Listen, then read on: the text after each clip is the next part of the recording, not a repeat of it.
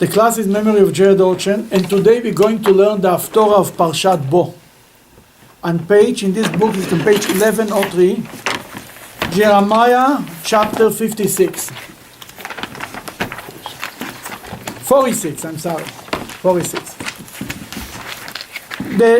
This is speaking about Egypt.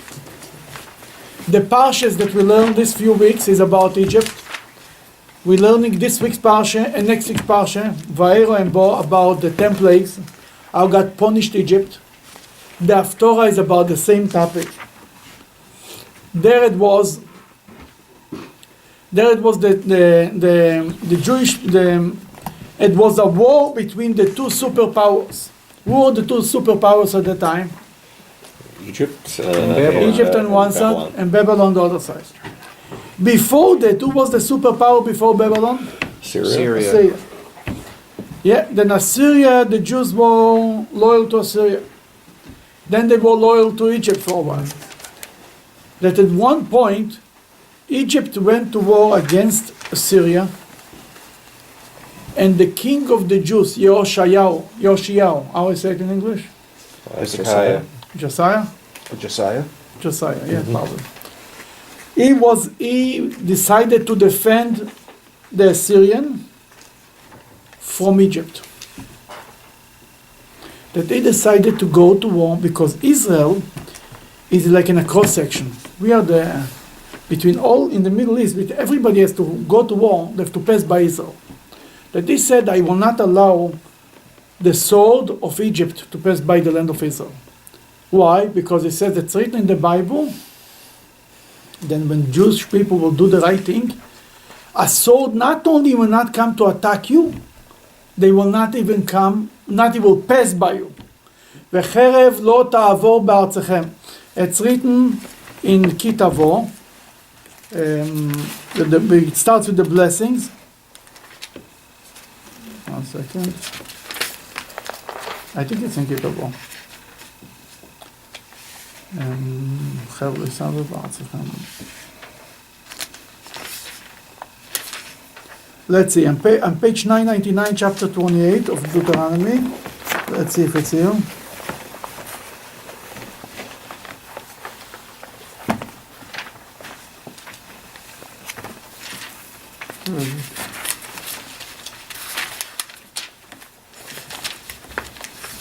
I thought it's here, but I don't see it really.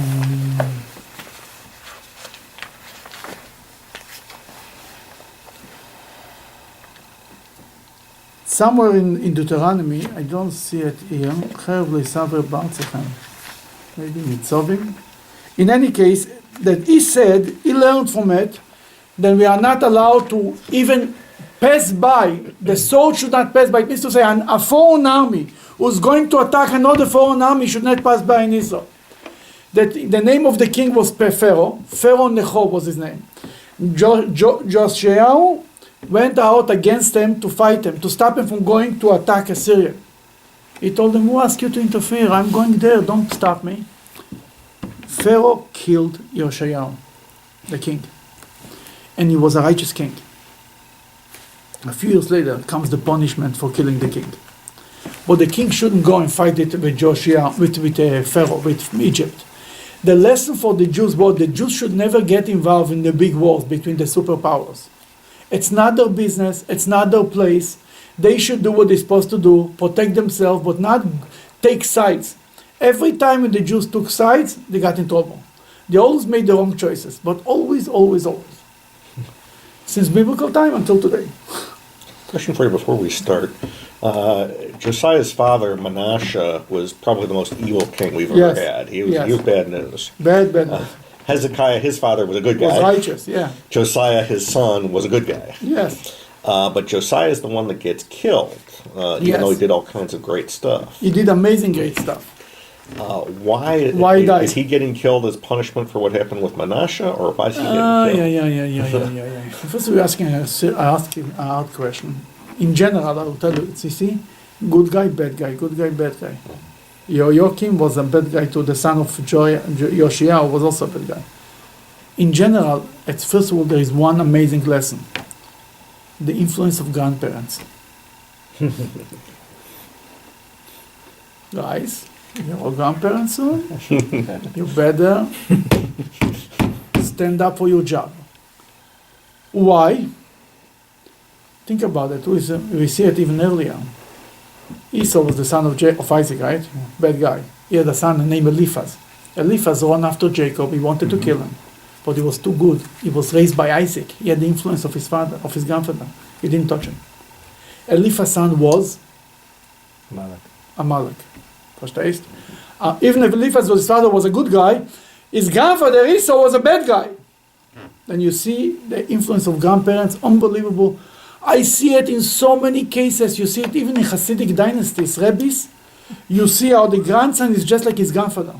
Not in a matter of good and bad. Even in the world of good, just the style of the grandfather. That's one thing. Now, your question was why the bad good guy was killed. This question is as old as the world stands. But the Talmud is asking it about Yoshiyahu. And the answer is because Jeremiah said, do not fight Egypt. And he didn't listen to Jeremiah. And you have to ask the prophet. Why Jeremiah said, do not fight Egypt? He says, a sword should not pass in your land. If everybody is good.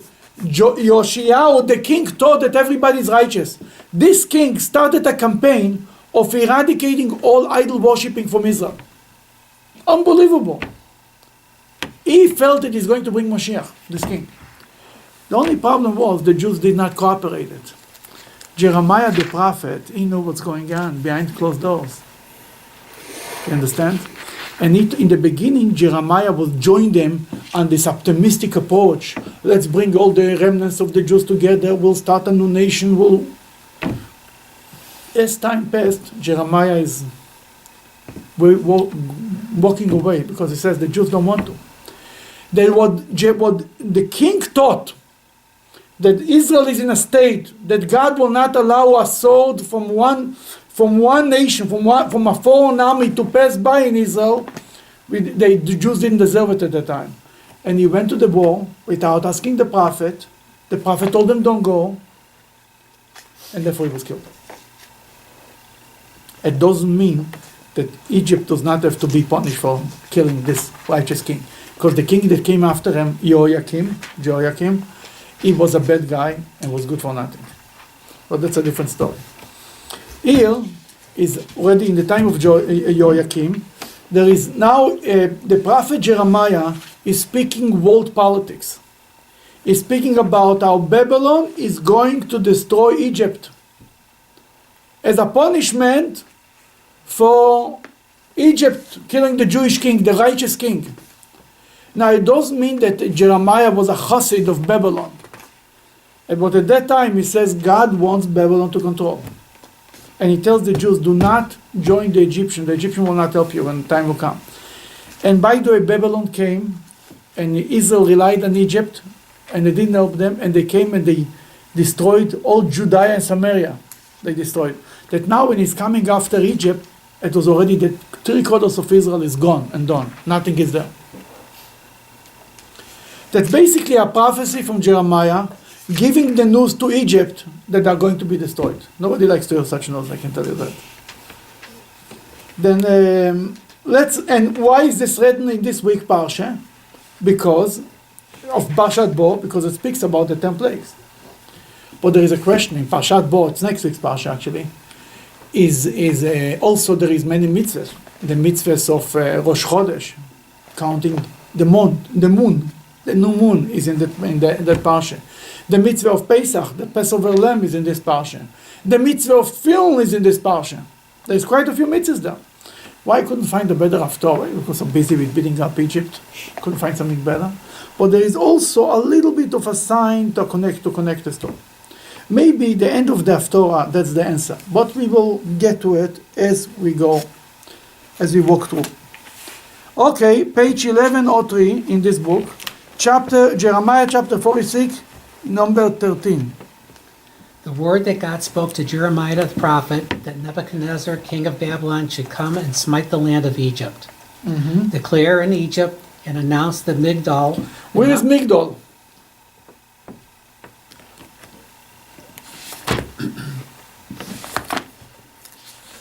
What are the other two names? Nof and Tachpan Tefan. says, maybe if we'll know where Migdol is, we'll know where Nof is. It will be easier to know. Let me get a bein hayom.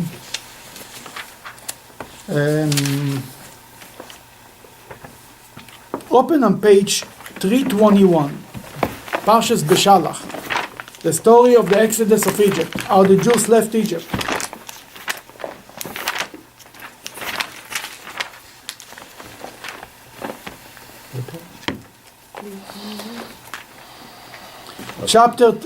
Page 321.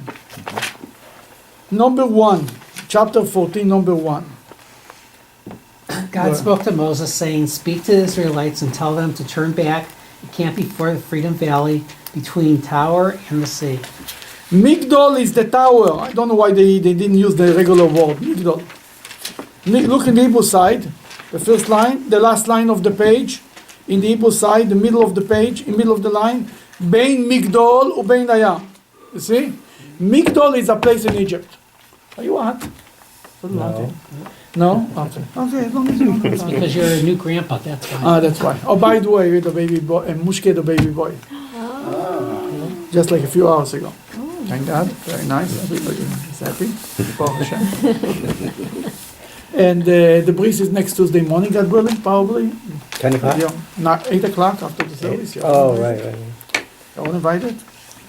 Now we can move on. That Migdol, we know where Migdol is. Migdol is a city outside of Egypt. And the same is Nof and Tachpanches. Tachpanches is also two cities there that he says, announce in Egypt. Say it in Migdol. What are you going to say? Let's read number 14 again. Declare in Egypt. And announce it in Migdol, announce it in Nof and in Tephanes. Say, stand forth and be prepared, for the sword has devoured all around you. He says, go get ready for the war. In the olden days, they used to go to war. It's a strange thing. They used to set up a date. Tuesday, January 14, we're going to war. And God was an army against an army. That he tells the Egypt, announce the date. Tell me when you get. I'm making an announcement. Get ready to war. We're going to war. He's sarcastically telling Egypt, no, go to war. You're so big, you're so strong. Let's see you.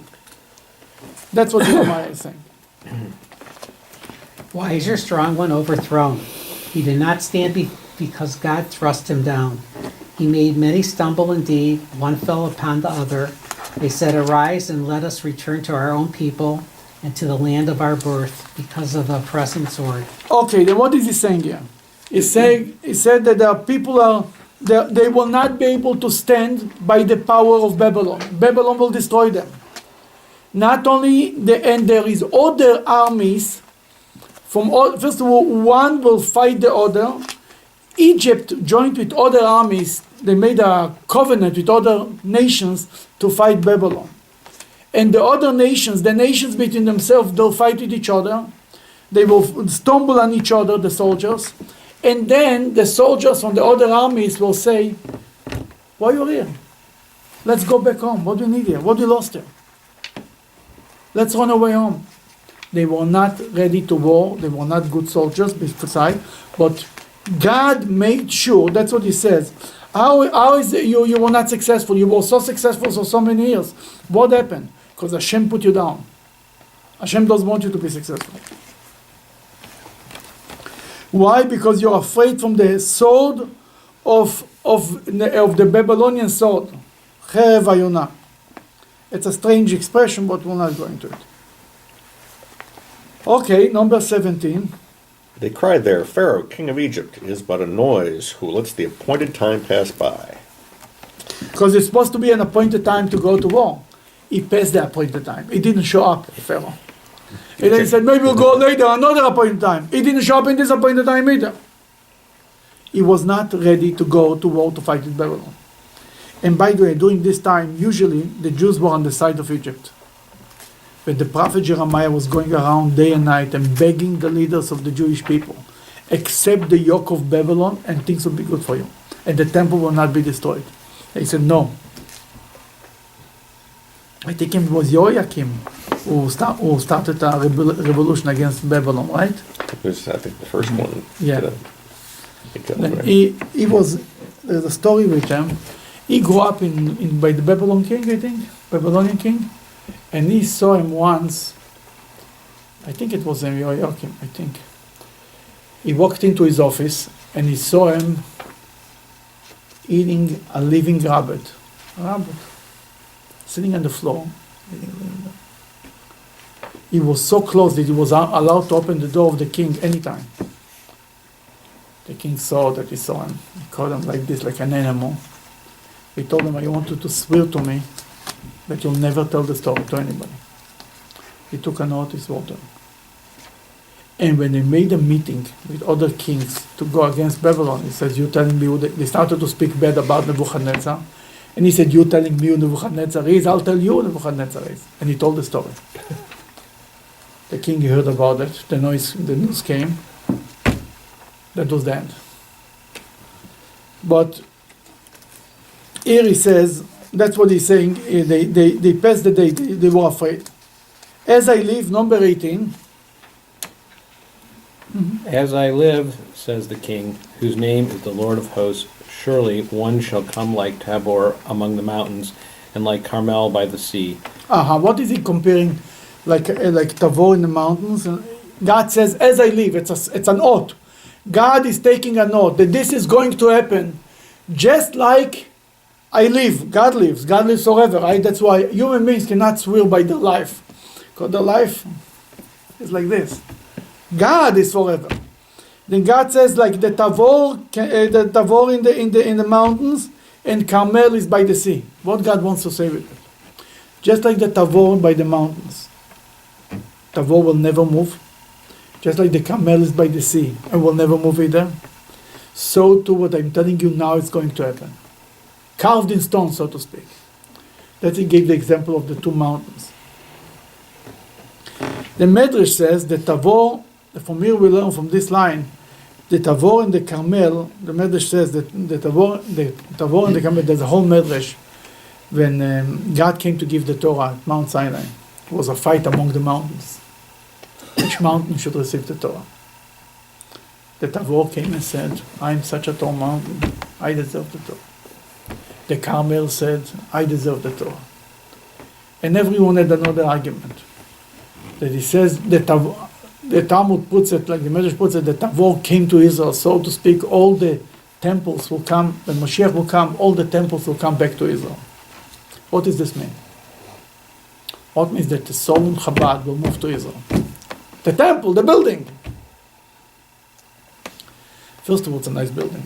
I'm not moving it so fast. It's a little hard to move it to Israel. We have an easier way to do it.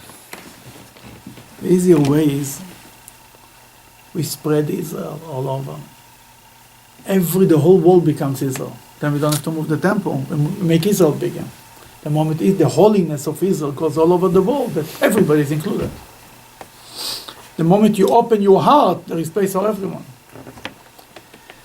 Now, there is another interesting about Tabor and Carmel. When the Talmud wants to, there is something that's called Bein Hashmashot. You know what Bein Hashmashot means? What's Bein Hashmashot? Bein Hashmashot. Between something. Very good.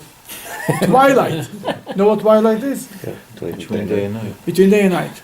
There is there's like a 45 minutes. How long is between day and night? Less than 20 minutes. Dusk. Then there is, it's not day, it's day and night, it's not night and not day. Now, this issue is a very complicated issue and has so many ramifications in Jewish life you cannot even imagine. When starts Yom Kippur? When starts the fast? Like It's what? day, it's still day or it's already night? It's night or not night? Make up your mind. It's either day or night. There is this amount of time. He will check, he will tell us exactly how much is it. It's night and it's day, together. Not only about Yom Kippur, about every Shabbat. We light the candles Friday night before sunset. Why? Because after sunset starts the twilight. And we don't know, it might be considered night already. That's why we light the candles before. We wait Shabbat, after Shabbat we wait until we see 3 stars. Why? Want to make sure it's night, not twilight. That this amount of time is all discussion how long is it. For example, A baby is born. Thank God he was born today, 4:20, before sunset. If he would be born after sunset, when is day? After sunset. If he was born today, Tuesday, after sunset, before night, It's today. you're the rabbi. The Jewish law says, most of the opinions say you wait until the next day. It makes a difference on Shabbat. Let's say if he was born Friday night, but he was born in this twilight, are you violating? Making a bris is like violating the Shabbat. Disobeying the laws of Shabbos or making a bris. Because you're not allowed to cut anybody on Shabbat. No surgeries, no nothing. You're not allowed to take out blood on Shabbat, to hurt anything. A bris overrides the laws of Shabbat. If he was born Saturday evening, after sunset, which day is it? Saturday or Sunday already? So Sunday. Yeah. It's easy to say, but it's a whole discussion for me until next week. Now, the Talmud, when he wants to bring an example, how long is Bein Hashmoshet?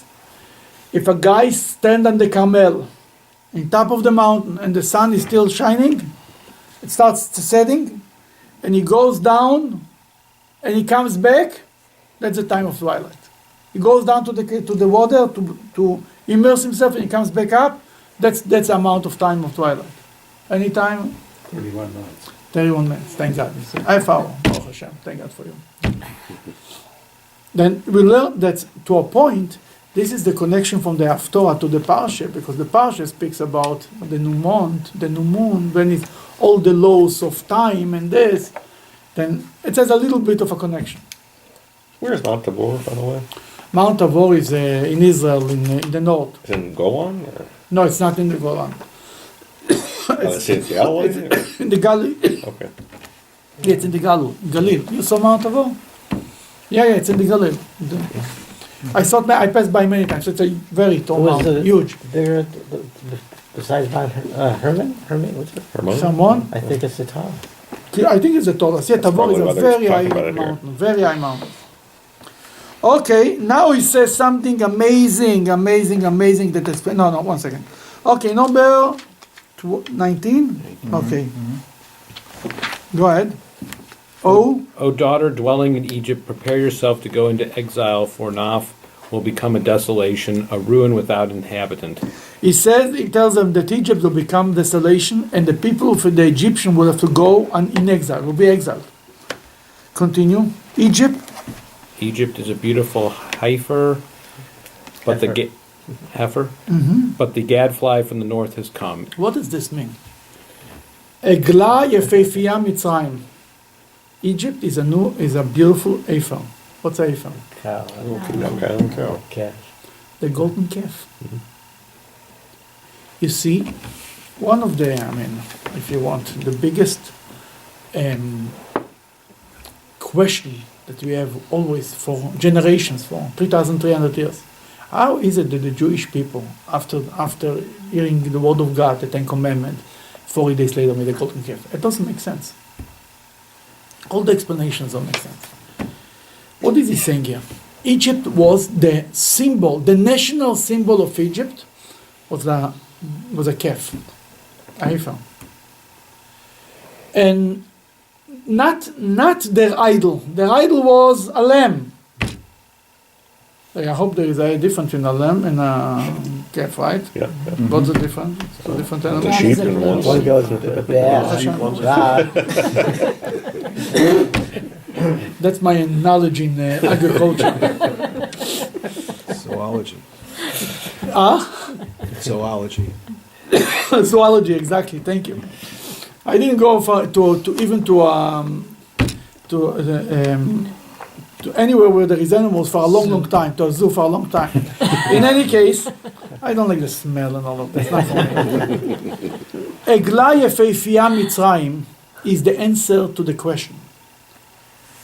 That was like the national symbol of Israel is the menorah. What's the national symbol of America? The eagle? Exactly. The national symbol of Egypt was the calf. The Jewish people were not worshipping idols in the full sense of the word. They didn't think that the golden calf is God. They said, we need somebody instead of Moses, right? They wanted to continue to have a connection with Egypt. They did not want to leave Egypt. That's the bottom line. Egypt was the highest society. It's like the Jews didn't want to leave Germany in 1938. I mean, it's like, hello, how many messages you need on your cell phone? Kristallnacht should be pretty clear where you belong. Not in Germany. It didn't help them, right? Jews stayed after. It's mind-boggling. I saw many videos. I read one lady said, one guy said, my aunt says it's too hot in Palestine. It's too hot in Palestine, but it was a little hotter later in Germany. The Jews, they were slaves in Egypt, yeah. They didn't want to be slaves, but they didn't want to leave Egypt. Is it better to be a slave in America or to be a free man in the Sahara Desert? Raised or somewhere? That was the idea of going to the desert, going to nowhere. Then every time there is a little trouble, a week later, they left Egypt, a week later, oh, we told you in Egypt, don't bother us, they complained to Moses. A month later, the same song again and again. A year later, with the 12 spies, they said, Nitna Rosh v'nashuva Mitzrayma. Let's appoint a new leader, go back to Egypt. You see, the Jews had a fascination with Egypt. Say something very interesting. You know, Jews only assimilated in nations that they respected, that they wanted to be like. In nations that they looked down on, they didn't assimilate. In Poland was not much of assimilation. In South Africa, there is not much of assimilation. They want to be like the Afrikaans, for example. In many countries, they assimilated in big numbers, in Germany, in America, in places where the Jews look up to the nation who they live among. Egypt was this thing, and the symbol of Egypt was the calf, the heifer, and that's why here we from this story Jeremiah really tells us what was behind the golden calf. It was not about making it a god, because it was not the god of Egypt. It was making a connection to Egypt, saying we want to continue to be like there is 49 stars in the American flag. Many people suggest Israel should become the 50th star. Yeah. We have 50. Okay, 51. No, Anaf came in at 49, 50. Yeah, thank you. Then the idea is they wanted to be a continuation of Egypt. That's why they did the golden calf. When you look at it in this way, it's not so harsh, you understand? It's not like, how did they make a golden calf? How did they make another god? They didn't make another god. They wanted a connection to Egypt. That's it. It makes it much more... Okay, now we'll continue. Number 21. Okay, Mr. Kosov, you want to read? Even her mercenaries in her midst are like fatted calves, for they also turned back and fled together. They did not stand, for the day of their calamity has come upon them, the time of their punishment. Okay, what happened is, it says, even the other nations who joined them also didn't really make a difference. They were like, he compares them to calves too.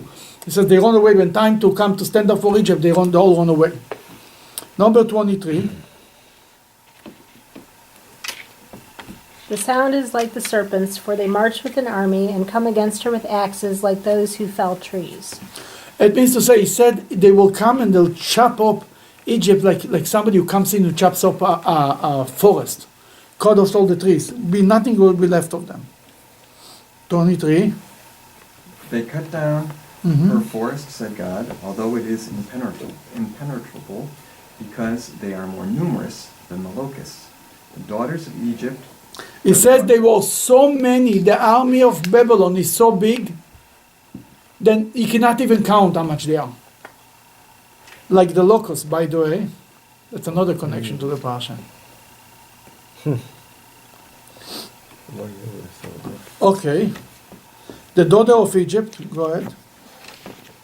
The daughter of Egypt is put to shame. She is delivered into the hand of the people from the north. People of the north are the Iraqis, the Babylon. Is that the reason they always have to attack from the north? That's how they come into Israel? Mitzofim tipot achorov. From the north comes the bad, always. It's even today. It's like this. The Jews usually suffer from the north more than from the south. Yeah, go ahead. Is this unusual for a prophet? Usually I'm used to prophets saying, hey, you guys are doing it the wrong way, you need to straighten out, you need to change. This is like, you guys are going to get it, and that's it, you're getting it. And there is no way around it. Yeah, Jeremiah has a few prophecies like this. No, but especially I think when he speaks to the Jewish people, he tells them they can change. Here it's already too late, kind of. That's what you're going to get. Yes. It's a prophecy that he's not giving them another chance. Right. He says them a part of your that's going to be a punishment. In essence, he basically tells them, if you will let go, if you will not find Babylon, nothing will happen to it. If they wouldn't fight Babylon, they would submit themselves under Babylon. Things would be good for them. They wouldn't be exiled necessarily. They were exiled because they didn't want to subdue themselves under Babylon. That's why they were exiled. When he gives them such a prophecy, it's obvious if they will not fight the enemy will not necessarily destroy them. You say, Rabbi, you say exile. This is before Mount Sinai, right? This? Yeah. No, this is way after.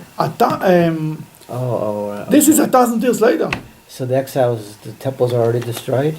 He's talking about Egypt is going to go to exile, not the Jews. Okay. The Egyptians are going to go to exile for a short time, not for a long time. But the prophet Jeremiah, this whole prophecy is about Egypt, not about Israel. Egyptian, because he says them, go ahead, get ready, it's going to be a war, you're going to be defeated, and you're going to go to exile. It's a prophecy, it's a political prophecy about a foreign land. It has nothing to do with the Jews, so to speak. But go ahead. So it's unlike Jonah with Nineveh, where they have an opportunity. There's no opportunity here. You're right. There is no opportunity here. At this point, there is no opportunity. In Nineveh, he gave them an opportunity. And that's why, according to some commentaries, what's his name? Jonah didn't want to go. Because they didn't want to give them an opportunity. Nineveh was the Assyrian kingdom. Babylon destroyed Nineveh, by the way. Then Nineveh was the Assyrian kingdom who destroyed Israel. Nineveh was the main city, the capital city. That he should go to Nineveh, tell them they should do tshuva, they should be saved. It's like going in 1942 to Berlin and tell them, oh guys, God wants to save you. I don't want to save them. That's why Jonah didn't want to do this. But this is already after Nineveh. Babylon is taking over more and more and more. And Egypt was kind of the other superpower. Now Babylon is taking over Egypt too, everything. And the Egyptians will go to exile for a short time, not like the Jews go to exile forever. They go for a short time, later they'll come back. Well, wasn't this when the Egyptians were wiped out? Not completely. No. I think they went for exile for a short time and they came back. Okay, we are number 25, I think, right? The Lord of hosts, the God of Israel, said, behold, I will punish Ammon and No and Pharaoh and Egypt and her gods and her kings, even Pharaoh and those who trust in him. Okay, he says, Ammon, I think it's also a place in Egypt. Yeah, it's Alexandria. Before the city Alexandria, before it was Alexandria, I think it was Ammon. And the city was there. Alexandria is named after Alexander the Great. That came later. But the city was there before. God says, I will punish Pharaoh and all the leaders for all their bad behavior. You want to continue? I will deliver them into the hand of those who seek their lives, into the hand of Nebuchadnezzar, king of Babylon, and his servants. Afterwards it will be inhabited as in the days of old, said God. Mm-hmm. But But fear not. Oh, now comes the Jewish people. Now comes the real issue. The Jewish people are worried. Such a war between Babylon and Egypt. What will happen to us? What will happen to us? We Jews. We are good Jews. Is it good for the Jews? Exactly. Is it good for the Jews? We're caught in the middle, basically. They're gonna We are always caught in the middle. Run right We are over always us. caught in the middle. You're right. But, says God, But fear not, O Jacob, my servant, neither be dismayed, O Israel, be assured, I will save you from afar, and your offspring from the land of their captivity. And Jacob will again be quiet and at ease, and none will make him afraid. okay. Do not fear my servant Jacob, and do not dismayed, neither be dismayed, O Israel. God is calling us by both names, Jacob and Israel. Do not be afraid. This is a line that many Jews have accustomed to say on Saturday night. Al tiro avdi Yaakov. Do not be afraid, my sin. And he says, because I will bring you back from afar, and your children from the land of captivity. From here we learn, the Medrash says, the Talmud says, we learn that Jacob never died. That means to say, because he compared Jacob with his children. As long as his children are alive, so too Jacob is alive. Do not fear Jacob, because I'll bring your children back from captivity. The Jewish people have two names, Jacob and Israel. Right? Jacob had two names, Jacob and Israel. Also the Jewish people. Here he doesn't talk to Mr. Jacob, he speaks to the Jewish people. Do not fear Jacob, oh Jacob my servant. Who is he talking to? To us, to all the Jews. Then we have two names, Jacob and Israel. Yaakov, the name Yaakov, stands for the word Akev. Akev means Heal. hill. Israel, what does the word Israel mean? Struggle with God. Struggles with A God. struggle with God. Another word, Sar. Sar means a minister, a leader. And also, if you turn around the letters, it's Li Rosh.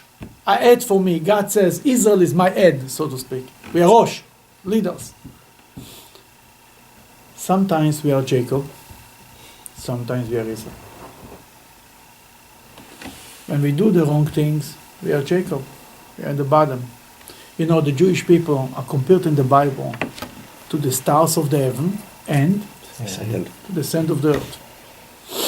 Make up your mind. Star of the heaven, sand of the earth. The Talmud says, yeah, depends on the day, depends on the hour. If we do what Hashem wants, we are like the stars of the heavens. We show the way to everybody. The stars, if you get lost in the desert, you look on the stars to find your direction. We give direction. If we are not, if we're trying to learn from the world how to behave, we try to emulate them, we are the dust of the earth. Everybody steps all over us. That's Yaakov and Israel. In general, it's during the week and Shabbat. During the week, we are Jacob. A Jew during the week is to go to work. That's life. To go to work, deal with the real challenges, with day-to-day life. On Shabbat, is in his shul, is together with his community, with his family. On Shabbat, there is no differences. You know, during the week, this guy is a big macher, the other guy is a small macher. There is differences. On Shabbat, we are all in the synagogue together. We are all equal, we're all kings. On Shabbat, we concentrate on the neshama, on the soul things. We realize what's really important, the connection to God. During the week, you have to make a living. You see, when you have to make a living, my space and your space, my money cannot be your money. I need to eat and it doesn't. There is a contradiction. The world of physicality is a contradiction. My space is my space. I cannot give you my space and I will not be able to stand. You understand what I'm saying? Me and them are a contradiction. Shabbat is our connection to God. Spirituality, there is enough for everybody. I never saw anybody short of spirituality.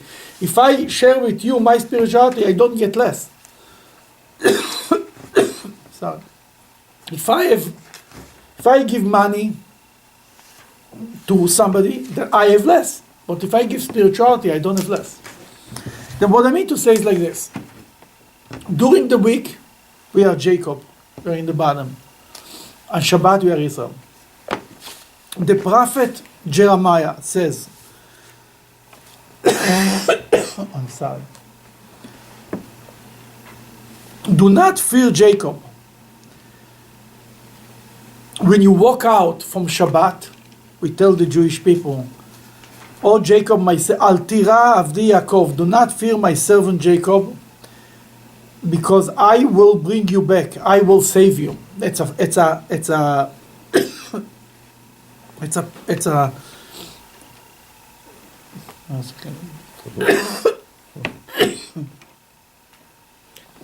you know, there's the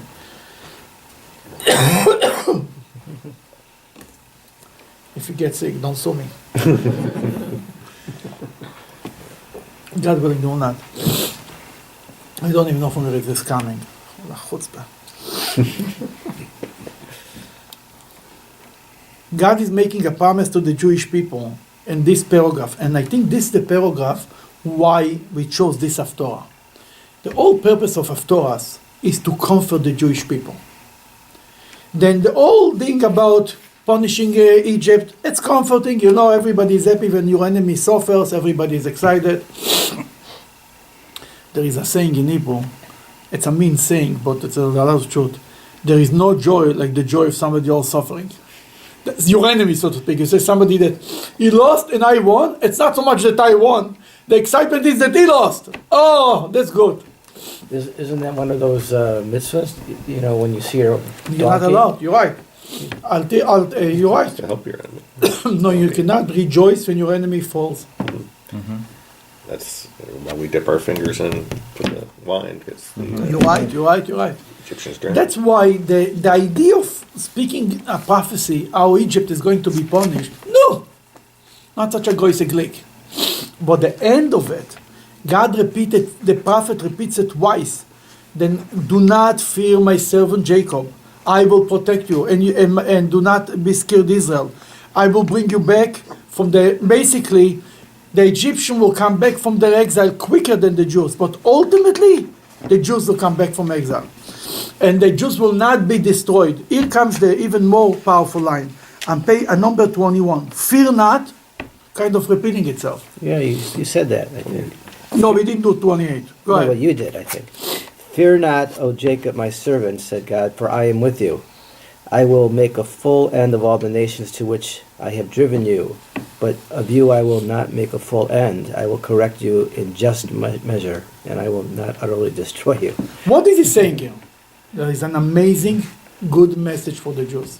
Other nations, he says, I've made an end to them. They will eventually be destroyed. Ancient Egypt is not around. Greeks are around. The Romans are around. No, they're gone. The geographical parts of it. Says, the God tells the Jewish people, I will punish you, yes, but I will never make an end of you. And that's why this is the Haftorah so important. When we read about the Exodus from Egypt and we read about the Jews going out and we eventually go to exiles, then we all know that's a very famous line, Al tira avdi Yaakov, do not fear, I might punish you, you might be in trouble, you might get sores, but you'll never be eradicated from the face of the earth. That's why people sometimes worry, what will happen to the future of the Jewish people? The Jewish people will survive. The question is, will I be a part of it? And that's how we have to look at it. I'm going to be a part of this or not? But the Jewish people will always survive. That's the message of this Haftorah.